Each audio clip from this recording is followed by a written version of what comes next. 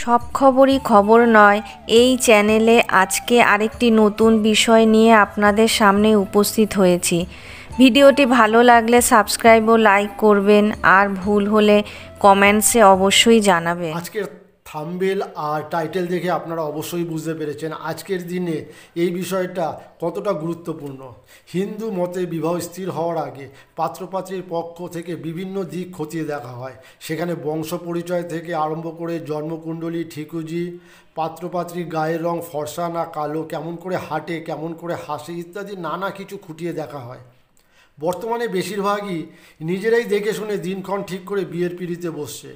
বাড়ির অভিভাবকরা ঝামেলায় এড়াতে এগুলোকে সম্মতি দিয়ে থাকে। কিছু ছেলে মেয়ে আবার বেশি আধুনিক হয়ে আচার অনুষ্ঠান এমনকি আইন কানুনের তোয়াক্কা না করে লিভ ইন সম্পর্ককে বেছে নিয়েছে। প্রথমে বলি, লিভ ইন বা লিভ টুগেদার এগুলোতে আইনি আশ্বাস না থাকায় নানা সমস্যায় পড়ার ঝুঁকি থাকে। এখনও আমাদের প্রশাসনিক ব্যবস্থায় বা সামাজিক দৃষ্টিভঙ্গিতে লিভ ইনকে স্বীকৃতি দেওয়া হয়নি। বিয়ে না করেও লিভ ইন থাকতে হলে তাকে রেজিস্ট্রি করা বাধ্যতামূলক। এখন নিয়ম আরও কঠোর হয়েছে, বায়োমেট্রিক পদ্ধতিতে রেজিস্ট্রি করতে হচ্ছে। দ্বিতীয়ত, কিছু বাবা মায়েরা এখনও বিয়েতে বাধাবিঘ্ন আছে বলে জ্যোতিষী শরণাপন্ন হচ্ছে। জন্মকুণ্ডলী, কুষ্টি, ঠিকুজি মিলিয়ে পাত্রপাত্রী শুভ অশুভ বিচার করে তারপর মতামত দেন। আমার মতে এটাও ঠিক নয়। জ্যোতিষীর কাছে গেলে আপনার মানসিক শান্তি বিঘ্নিত হবে। কিছু না কিছু দোষ ত্রুটি তারা খুঁজে বার করবেই। হিন্দু শাস্ত্র মতে বলে, জন্মান্তরের কর্মফল মানুষকে ভোগ করে থাকে। কর্মফল ভোগবি না কিছুতেই সেটা খণ্ডন হয় না। স্বামীজির কর্মযোগে এটা পরিষ্কার বলা আছে।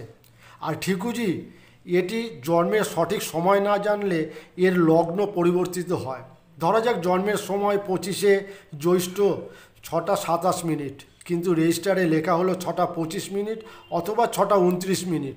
তাহলে ঠিকুজি দেখার সময় সেই লগ্নটা হয়ে গেল মকর লগ্ন, এবং সেই মকর লগ্ন অনুসারে জাতক জাতিকার ঠিকুজিটা ঠিক হয়। এখন দেখা গেল যে জ্যোতিষী যেটা করলো সেটা একেবারে ভুল, তার লগ্ন এবং সময় ঠিকমতো মিলল না, তাহলে এটা একটা ত্রুটিপূর্ণ বিষয়। এর থেকে ভালো হয় আমার মতে যেটা বাস্তবসম্মত, ছেলে বা মেয়ের আত্মীয় স্বজন, বন্ধু বান্ধব, পরিচিতি লোকজনের কাছে খবর নিতে হবে।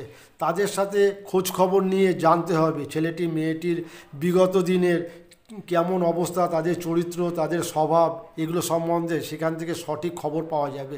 আপনি 10-15 জনের কাছ থেকে যদি খোঁজ খবর নেন, নিশ্চয়ই কিছু না কিছু আপনি সেখান থেকে তথ্য পাবেন। সেই তথ্যের উপর ভিত্তি করেই আপনি একটা ডিসিশন নিতে পারবেন। এতে একটু সময় লাগে। 10 জন বা 15 জনের কাছ থেকে যে ইনফরমেশনটা আপনি পেলেন সেইটা আপনার খুব কাজে লাগবে।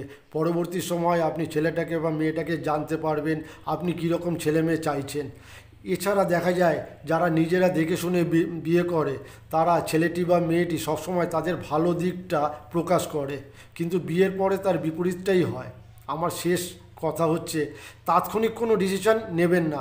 রূপ, সৌন্দর্য, অর্থ এগুলো হচ্ছে ক্ষণিকের। ভেতরে আসল মানুষটা খুঁজুন, যাকে নিয়ে আপনি সারা জীবন থাকবেন। অর্থ হয়তো কোনো সময় আপনার সেই সমস্যা থাকবে না, রূপ সৌন্দর্য কোনো সময় আর এটা বরাবর থাকে না, কিন্তু যে মানুষটাকে নিয়ে সারা জীবন থাকবেন সেটা যেন মনের মতো হয়।